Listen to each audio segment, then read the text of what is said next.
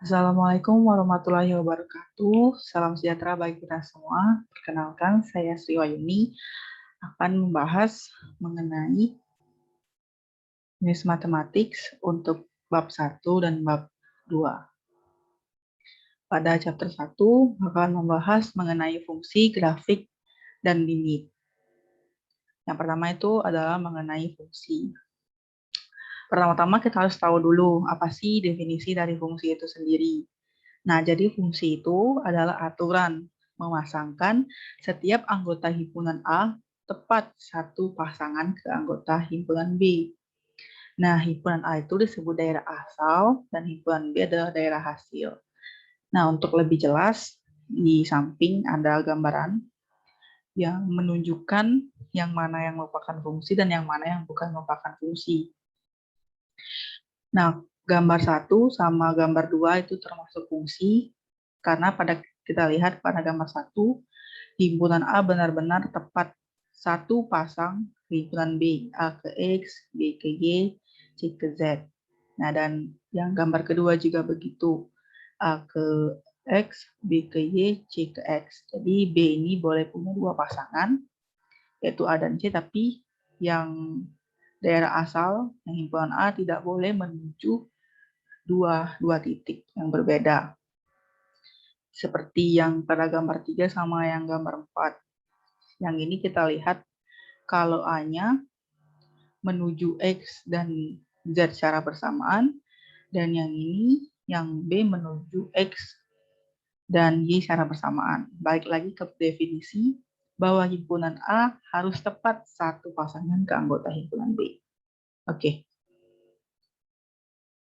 Nah, di sini ada notasi fungsi. Jadi fungsi itu bisa ditulis dalam bentuk Y sama dengan fx. Nah, jadi X-nya itu sebagai variabel bebas, Y itu sebagai variabel tak bebas. Ini salah. Ini maksudnya variabel tak bebas. Dan F adalah nama dari fungsi itu sendiri. Ini di contohnya Y sama dengan ST sama dengan T kuadrat ditambah 1. Nah, jadi di T-nya sendiri kita bisa merubahnya ke angka berapapun, dan itulah kenapa disebut sebagai variabel bebas. Dan si variabel Y ini tidak bebas karena akan bergantung dengan seberapa besar si variabel T-nya sendiri. Jadi variabel T itu sama dengan variabel X di sini. Begitu. Nah, ini ada domain fungsi. Jadi terdapat beberapa syarat agar domain fungsi itu terdefinisi. Nah, yang pertama itu adalah untuk fungsi AX ditambah B per CX ditambah D. Nah, jadi kalau ini harus bersyarat CX ditambah D tidak boleh sama dengan 0. Dan yang kedua itu adalah akar dari AX ditambah B, yaitu punya syarat AX ditambah B harus lebih besar atau sama dengan 0. Dan yang ketiga itu AX ditambah B per akar CX ditambah D. Nah, itu syaratnya adalah AX ditambah B lebih besar daripada 0. Kenapa demikian? Karena di sini kenapa tidak boleh 0? Karena ketika suatu angka dibagi dengan 0, maka tidak akan terdefinisi. Sedangkan kalau di dalam akar itu tidak boleh negatif. Itulah kenapa lebih besar atau sama dengan 0. Nah, kalau yang ini kan gabungan antara yang menjadi penyebut di bawah dan yang menjadi dan dalam akar juga. Jadi dia harus lebih besar karena dia akar bisa pada 0 dan tidak boleh sama dengan 0. Jadi cuma lebih besar dari 0. Biar lebih tergambar, ini ada beberapa contoh soal mengenai domain. Yang pertama adalah Y sama dengan 3X plus 1. Nah, domain dari fungsi ini X sehingga X anggota bilangan real. Kenapa demikian? Karena yang tadi kan ada yang berbentuk pecahan, ada yang berbentuk angka, akar, dan ada yang gabungan pecahan dan akar. Sedangkan yang ini berbentuk biasa saja, eksponen pangkat 1. Jadi semua anggota bilangan real bisa terdefinisi pada fungsi ini. Misal kayak kita masukin angka 1, min 1, 2, 3, dan seterusnya itu masih bakalan terdefinisi. Dan yang kedua, nah yang ini baru yang CX ditambah D tidak boleh sama dengan 0. Berarti yang pernya ini, yang di bawah, X ditambah 4 tidak boleh sama dengan 0. Ini kayak kita pindah ruas, jadi X tidak boleh sama dengan min 4. Karena ketika X-nya itu menjadi min 4, berarti min 4 ditambah 4 kan 0. Nah, dari situ ketika penyebut dari suatu pecahan itu 0, maka akan tidak terdefinisi. Misalnya ini kita masukkan angka 1, 2 ditambah 1, 2 dikali 1 tambah 5 berarti 7. 7 per 0 itu tidak akan terdefinisi. Jadi domainnya adalah X sehingga X anggota bilangan real kecuali 4 tidak sama dengan min 4. Maksudnya tidak boleh sama dengan min 4. Terus ada HX sama dengan akar dari 2X plus 4. Nah, akar itu kan tidak boleh negatif kan. Berarti 2X ditambah 4 lebih besar atau sama dengan 0. 2X lebih besar sama dengan, ini dipindah ruas menjadi min 4. Dan X lebih besar sama dengan min 2, karena min 4 dibagi 2 jadi min 2. Jadi domainnya adalah X sehingga X lebih besar atau sama dengan min 2. Ini contoh lanjutan yang untuk percampuran antara pecahan dan akar. Ini yang menjadi pecahan dan akarnya ada di bawah, berarti dengan syarat lebih besar daripada 0, berarti X kuadrat min 9 lebih besar daripada 0. Nah, jadi di sini kita bisa faktorkan. Kalau begini, faktornya adalah X plus 3, X min 3. Berarti X bakalan ada yang 3 dan min 3. Nah, di sini kita bisa melihat bahwa tanda yang ada di sini adalah lebih besar. Setelah kita uji, maka tanda yang positif ada di sini dan di sini, sedangkan di sini adalah tanda yang negatif. Bagaimana kita bisa tahu daerah yang positif dan daerah yang negatif? Kita bisa mencoba ke beberapa angka. Misalnya di sini kan ada min 3 dan 3. Berarti angka setelah 3 ada 4 kan. Bisa kita coba di sini 4 ditambah 3, 7, 4 dikurang 1, 4 dikurang 3 itu 1. Berarti 7 dikali 1, 7. Berarti di sini positif. Nah, kalau sifat dari garis bilangan ini adalah selang-seling positif, negatif, positif. Bahkan begitu kalau di sini negatif, berarti di sini positif, di sini negatif lagi. Nah, karena kita udah tahu di sini positif, di sini negatif, dan di sini positif. Nah, ini angka min 3 sama 3-nya dapat dari X plus 3 sama dengan 0, maka X sama dengan 3, X min 3 sama dengan 0, maka X sama dengan 3. Maka domainnya adalah X sehingga X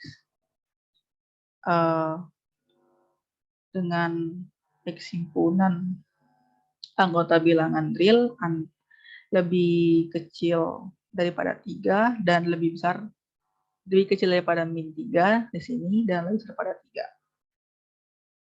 Oke. Nah, dan yang kedua itu ada yang namanya fungsi piecewise. Apa sih fungsi piecewise itu? Sebenarnya fungsi piecewise itu sama saja seperti fungsi-fungsi sebelumnya. Tapi fungsi piecewise itu bisa didefinisikan ke beberapa subfungsi yang punya daerah tertentu. Nah, di sini ada contoh latihan soal, nanti bisa dikerjakan di pause dulu videonya. yaitu Gx sama dengan 3x min 7, yaitu ketika x-nya itu kurang dari 1. Dan 4x kuadrat ditambah 8 ketika x-nya lebih besar pada 1. Nah, di sini kan ada pertanyaan, x min 1, x2, dan x3. Nah, kalau kita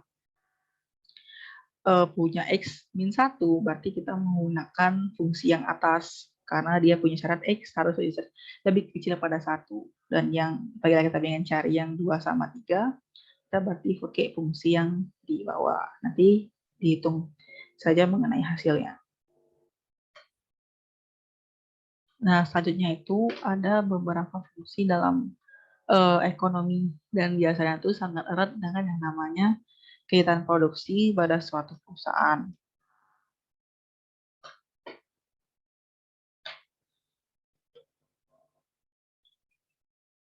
Yang pertama ada fungsi namanya fungsi permintaan.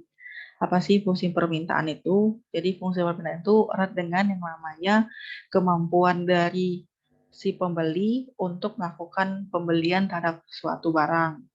Jadi permintaan itu bahasa Inggrisnya demand. Jadi fungsinya itu adalah P sama dengan DX untuk setiap unit yang terjual. Nah, terus kalau fungsi penawaran itu kebalikan dari fungsi permintaan.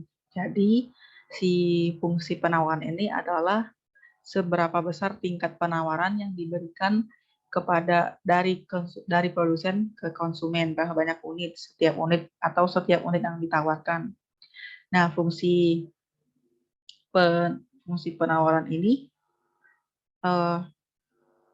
punya bahasa Inggris namanya supply. Jadi disebut sebagai P sama dengan SX. Nah, selanjutnya itu adalah fungsi pendapatan. Nah, jadi fungsi pendapatan itu sangat berkaitan erat dengan banyaknya barang yang kita jual dan harga dari barang itu sendiri. Nah, jadi pendapatan itu berbahasa Inggris revenue. Jadi dilambangkan dengan RX sama dengan X dikali PX. Nah, yang keempat itu ada yang namanya fungsi biaya. Jadi fungsi biaya itu berhubungan dengan seberapa besar uang yang bahkan kita keluarkan untuk memproduksi pada suatu barang tertentu. Misal kayak produksi kue, ada keperluan untuk biaya tempat, keperluan gaji karyawan, keperluan bahan baku dan lain sebagainya. Itu rumusnya adalah CX sama dengan FC ditambah VC. Nah, FC itu adalah fixed cost. Fixed cost itu adalah biaya yang ketika terjadi peningkatan produksi, maka biaya ini tetap segitu-segitu saja. Nah, sedangkan kalau FC itu berhubungan dengan biaya bahan baku. Biasanya ketika memproduksi satu, maka akan berbeda dengan memproduksi dua. Kalau memproduksi satu itu misalnya aku cuma butuh 5.000 misalnya, 5.000 rupiah. Kalau memproduksi dua butuh 10.000 rupiah misal gitu. Jadi kayak setiap peningkatan produksi yang meningkat juga. Contohnya kayak kayak penggunaan gula, karena kayak membuat kue, kalau memproduksi satu kue kan bahkan berbeda ketika memproduksi dua kue gitu. Terus yang kelima adalah fungsi keuntungan. Nah, jadi fungsi keuntungan itu ketika revenue yang kita punya dikurang dengan cost yang dikeluarkan. Nah, revenue itu kan rumusnya ini. Nah, ini berarti X dikali PX kurang CX. Itu dapatlah profit. Kalau pendapatan itu belum bersih, apa yang kita dapat saja tapi belum dikurang dengan biaya. Nah, kalau profit itu sudah bersih, udah jadi milik kita seutuhnya gitu. Nah, yang berikutnya adalah mengenai grafik. Nah, jadi gimana sih cara menggambar grafik? Jadi ada 3 cara menggambar grafik. Bukan 3 cara sih, tapi lebih ke 3 tahap untuk menggambar grafik. Yang pertama itu adalah kita harus menentukan dulu titik koordinat secara sembarang, letakkan titik koordinat tersebut, dan hubungkan setiap titik dari yang sudah kita cari sebelumnya. Biar lebih paham, ada contoh, yaitu ada soal fx sama dengan 2x kuadrat minus 3. Nah, tentukan grafik yang membentuk dari fungsi tersebut.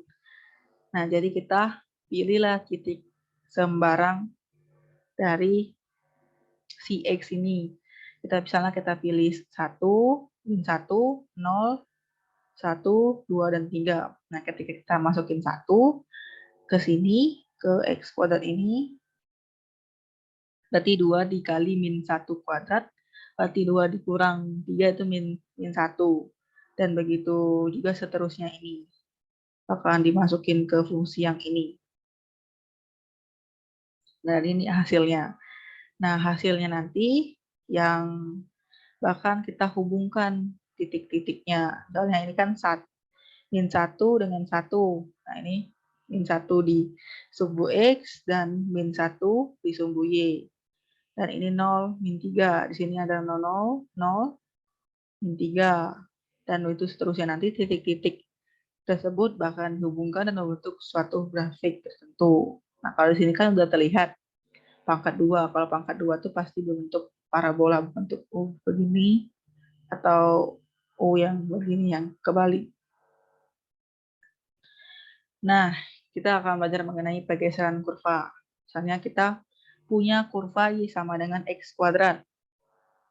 Nah, kalau kita punya kurva sama Y sama dengan X kuadrat, berarti tepat di sini, di titik 0, perpotongan di titik 0, karena dia itu secara tidak langsung kayak plus 0, tapi nggak dituliskan. Nah, berarti dia tuh tepat di titik 0 perpotongannya. Terus ada juga Y sama dengan X kuadrat ditambah 1. Nah, berarti kan ditambah 1 tuh. Berarti dia berpotongannya di 1. Nah, di sini naik. Karena dia plus, dia naik. Terus, X kuadrat minus 1. Nah, berarti minus kan dikurang. Kurang kan, berarti turun karena dia negatif minus 1. Turun, potongannya di minus 1. Turun. Nah, ini beda. Ya, kalau yang ini kan di luar. Kalau ini sudah dikurung, dia geser ke kanan atau geser ke kiri. Kalau yang tadi kan naik atau turun. Kalau dia sudah dalam bentuk satu kesatuan yang dikurung baru di kuadrat, berarti itu dia geser kanan, geser kiri. Kalau dia minus, berarti dia geser ke kanan sebanyak 1. Kalau dia plus, misalnya X plus 1 kuadrat, berarti dia di sini. Kalau dia kebalikannya lah. Intinya kalau minus, dia ke kanan. Kalau dia plus, dia ke kiri. Ini berarti geser ke kanan. Dan begitu sebaliknya juga. Nah, selanjutnya kita belajar mengenai parabola. Nah, jadi apabila terdapat grafik yang bentuknya U, kayak yang tadi jelasin, baik U-nya ke atas maupun U-nya yang ke bawah, maka disebut dengan parabola. Jadi parabola itu yang punya pangkat 2. Pangkat tertinggi itu adalah pangkat 2. Ini kan pangkat 1, ini tidak punya pangkat atau pangkat 0.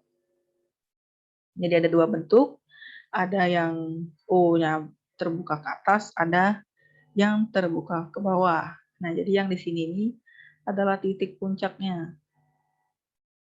Nah, dengan rumus titik puncak itu adalah X min B per 2A. Nah, jadi dia ke atas atau ke bawah itu tergantung dengan A-nya ini. Kalau A-nya itu plus, berarti dia seperti ini, bahkan kurvanya madep ke atas. Kalau dia minus A, X kuadrat, berarti dia bakalan terbuka ke bawah seperti ini. Oke. Nah, ini ada selanjutnya itu kan udah tahu tentang grafik yang sebelumnya, parabola. Nah, ini adalah namanya perpotongan antara dua grafik. Karena diketahui fx sama dengan 2x ditambah 9. Nah, ketutupan. Terus ada min 5x plus 4. Nah, untuk perpotongannya itu harus kita dibuat sama dengan kan saja sih sebenarnya. Fx sama dengan gx. Begini. Ini kurva dari 2x plus 9. Cara gambarnya yang kayak tadi, yang ada 3 tahap tadi. Yang ini adalah min 5x plus 4. Dan ini adalah titik pemotongannya. Nah, untuk angka lebih jelasnya ini nanti dihitung saja pakai persamaan fx sama dengan gx. Gitu. Nah, baru kita masuki fungsi yang bersifat linier. Jadi fungsi yang bersifat linier itu ya fungsi yang lurus aja gitu, lurus ke atas maupun lurus ke bawah gini. Nah, fungsinya itu bakalan punya kemiringan dengan bentuk Y sama dengan MX plus B. Nah, M itu menunjukkan kemiringan, jadi semakin besar M di sini, maka akan semakin miring. Kan ada kurva yang landai begini kan. Ada yang kurva yang agak landai, ada yang curam. Nah, jadi kalau semakin besar, maka si M-nya ini akan semakin miring atau semakin curam. Nah, kalau B itu menunjukkan perpotongan terhadap sumbu Y. Nah, ini gambarannya. Nah, kalau dia tuh naik ke atas, berarti slope-nya ini, si M-nya ini positif, slope-nya positif. Kalau dia turun ke bawah, berarti slope-nya itu negatif, si M-nya negatif. Nah, kalau dia begini, berarti kemiringannya tuh 0, alias nggak ada. Ininya nggak ada, cuma ada B-nya aja. Nah, tapi kalau kemiringannya tak tentu, itu naik ke atas atau semakin tak hingga. Biasanya sih yang bakalan masuk ke soal tuh yang ini sama yang ini aja. Yang dua pertama. Oke. Nah, kita kan udah tahu tadi tentang persamaan linier. Ini persamaan garis. Jadi persamaan garis itu yang pertama adalah persamaan garis melalui dua titik. Dua titik itu adalah titik X1 dan titik Y1, titik X2 dan titik Y2.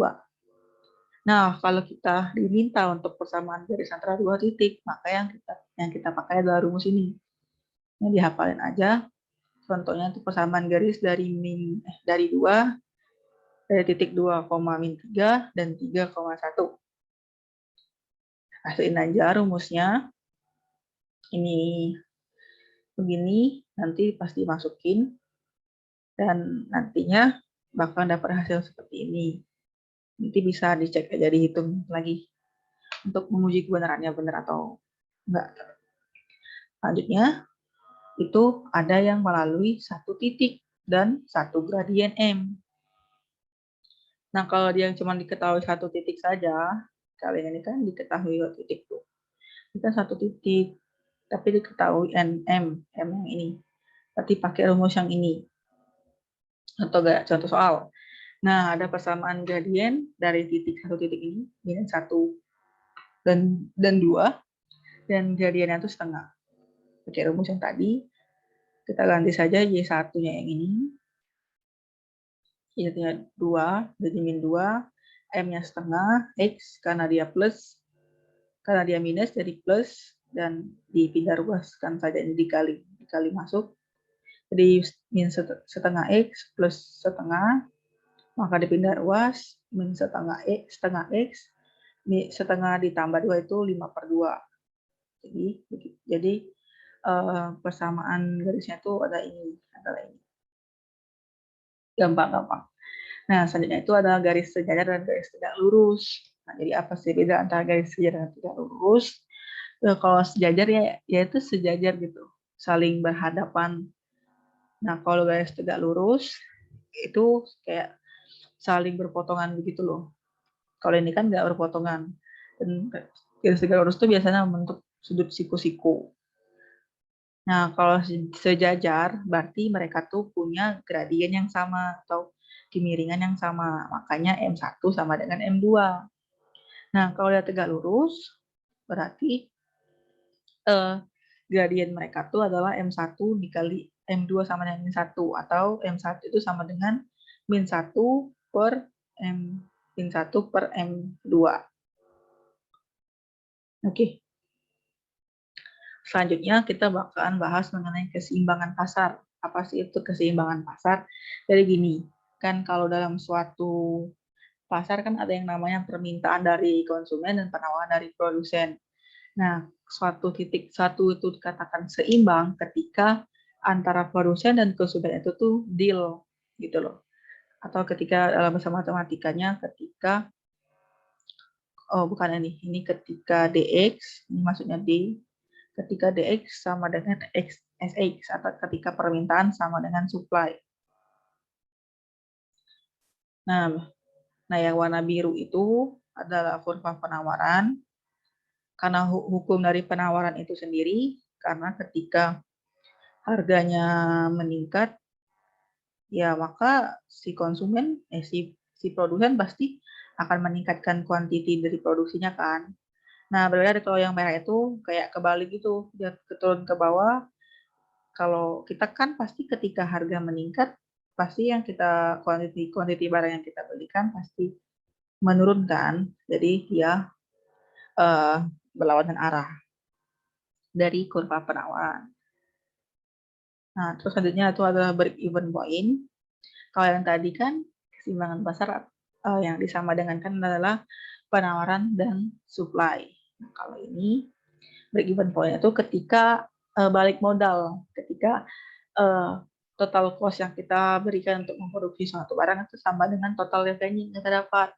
Alias kita nggak untung dan nggak rugi juga. Ini rumusnya. TC sama dengan TR. TC kan udah tahu rumusnya tadi, FC tambah TC dan TR itu total revenue X dikali P. Nah, selanjutnya kita akan bahas bab 2 mengenai turunan. Semangat. Nah, jadi turunan itu punya beberapa aturan. Yang pertama itu adalah turunan yang fungsinya konstanta gitu. Misalnya C, misalnya cuma angka 2. C ini misalnya contohnya angka 2. Nah, turunan dari 2 berapa?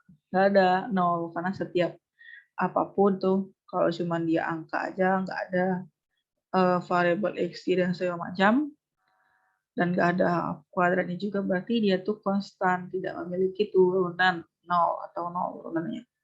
Terus ada yang namanya aturan pangkat. Ini udah pernah juga dipelajari di SMA, misalnya ada 5 pangkat 5x pangkat 3, berarti 3 ini dikalikan dengan 5, caranya 5 kali 3, 15, dan 3 ini dikurangi dengan 1. Kurang 1. Pangkatnya selalu dikurangin 1 pas diturunkan. Nah, ini aturan turunan yang selanjutnya. Bentar.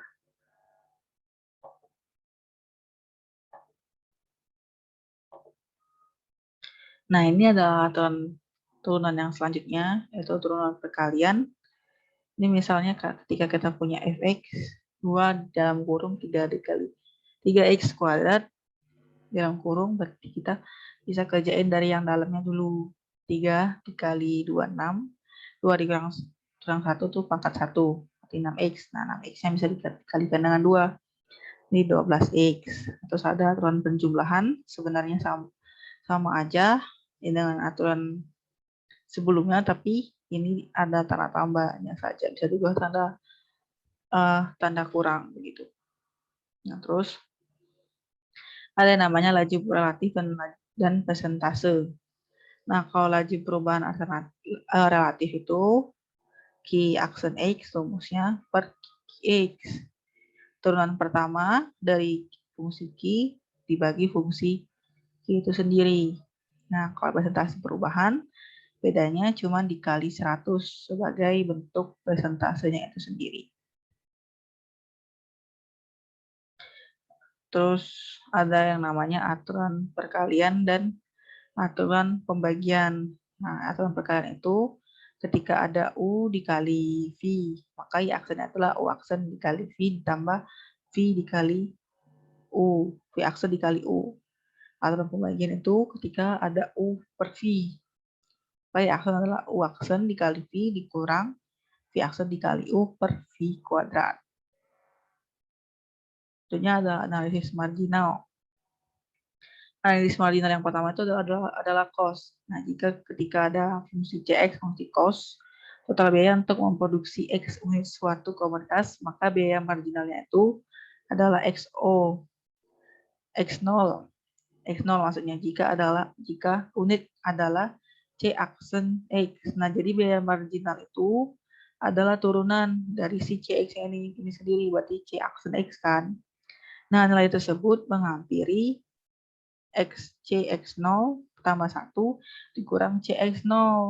Jadi maksudnya si biaya marginal ini kan dapat kita ketahui dari turunan dari fungsinya itu sendiri. Tapi sebenarnya itu bisa diprediksi dengan cara mengurangkan fungsi selanjutnya plus 1 dengan fungsi yang sekarang. Jika tidak perlu ditambah 1 unit. Begitu juga dengan revenue. Jadi revenue itu yang marginalnya bisa dicari dengan turunan dari revenue itu sendiri, dan untuk menghampirinya yaitu Rx0 tambah 1 dikurang X, Rx0. Untuk selanjutnya, itu contoh biar lebih jelas ya. Misalnya kita punya Cx sama dengan 2X tambah 9, tentukan biaya marginalnya. Yang kedua adalah biaya marginal untuk memproduksi unit ke-7 dan biaya sebenarnya. Nah, kita bahas ya, kalau mau jawab bisa di-pause dulu videonya. Nah, kalau biaya marginal itu kan adalah turunan dari si CX. Ada 2X ditambah 9 berarti turunan adalah 4X. Karena 2 dikali 2, X-nya dikurang 1. Berarti pangkat 1, 4X. Nah, ketika memproduksi 7 unit, berarti dimasukin aja angka 7. 4 ke 7, 28. Nah, kalau biaya sebenarnya itu berarti yang biaya yang menghampiri. Tuh, yang ditambah 1 kan, berarti 7 ditambah 1 itu 8. Dikurang CX0, fungsi aslinya yang 2. Yang 2X kuadrat tambah 9. Nah, masukin ke sini dalam bentuk fungsi asli. Belum diturunkan. Nah, kalau yang A sama B ini yang telah diturunkan. Di hasilnya 30. Nah, perlu dicatat bahwa yang marginal sama yang biaya sebenarnya tuh bakalan jauh beda. Yang bakalan jauh beda selisihnya. Ini kayak 28 sama 30. Nanti bakalan bisa kayak 21 sama 20, 21,5 sama 22 begitu. Nggak bakalan jauh beda. Nah, terus ada namanya turunan implisit. Turunan implisit. Kalau yang kita belajar sebelumnya itu kan turunan eksplisit ketika cuma terdapat satu variabel yaitu X, misal arah bisa X saja, bisa X saja, Y saja, S saja. Nah, kalau implisit itu ada 2 variabel biasanya, misalnya X sama Y, S sama T, dan lain sebagainya. Nah, biar lebih gampang kita kasih soal. Misalnya kita disuruh untuk menentukan turunan dari X kuadrat ditambah Y kuadrat sama dengan 9. Nah, caranya tuh gimana? Caranya kita turunkan kayak biasa, tapi perlu dicatat kita harus menurunkan sesuai dengan variabelnya. Itu misalnya kita punya X kuadrat, berarti turunannya 2X terhadap DX. Nah, kalau kita punya 2Y, berarti turunannya itu Y kuadrat, berarti kita punya 2Y itu lagi turunannya terhadap DY, bukan terhadap DX, karena dia variabelnya Y. Turunan dari 9 itu 0. Nah, seluruhnya itu kita bagi dengan DX.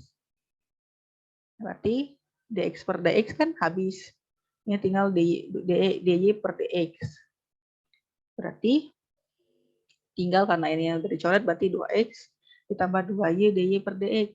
Karena kita mencari turunan, berarti yang ini tetap di ruas kiri, yang ini dipindah ke ruas kanan. Nah, untuk mencari turunan itu kan bisa jadi y aksen, x aksen, nah tapi bisa juga dalam bentuk dy per dx ini. Di 2x per min 2x per 2y. Berarti dy per dx atau turunannya itu adalah 2y dy per dx sama dengan x min x per y gitu. Intinya tuh harus dibagi per sama dx-nya itu semua ini yang udah kita turunkan masing-masing. Oke, mungkin itu aja pembahasan materi untuk bab 1 dan bab 2. Kalau ada pertanyaan lebih lanjut yang belum mengerti, bisa dihubungi di kontak pada slide. Thank you. Semangat belajar.